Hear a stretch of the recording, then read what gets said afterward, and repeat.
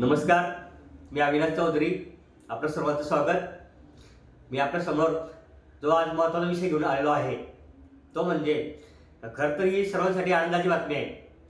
ती म्हणजे 22 सप्टेंबर 2025 पासून गव्हर्नमेंटने एक महत्त्वाचा निर्णय घेतलेला आहे. तो म्हणजे लाईफ इन्शुरन्स किंवा जीवन विमा यावरचा जो GST लागत होता आतापर्यंत तो गव्हर्नमेंटने पूर्णपणे माफ केलेला आहे. लाईफ इन्शुरन्सला पहिल्या वर्षी 4.50% GST लागत होता.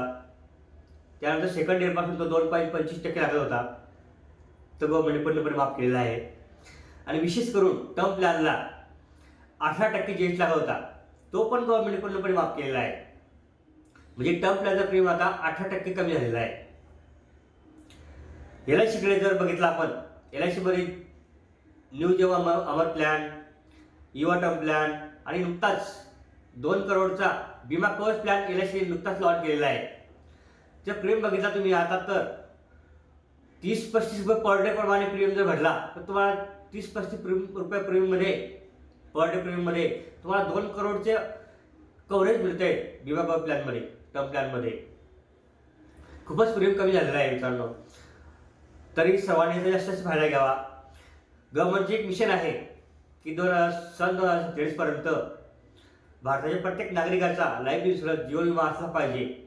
त्या दृष्टीने गव्हर्नमेंटने महत्त्वाचे पाऊल उचलले आहे. आता लाईफ इन्शुरन्स केव्हा घेतला पाहिजे असं तुम्ही मला विचारलं तर मी तुम्हाला सांगेल की मरणाच्या 1 दिवस आधी लाईफ इन्शुरन्स घेतला पाहिजे. आता तुम्ही म्हणाल की मरण तर माझं निश्चित नाही आहे, माझं मरण मला माहिती नाही आहे. हे अगदी बरोबर आहे.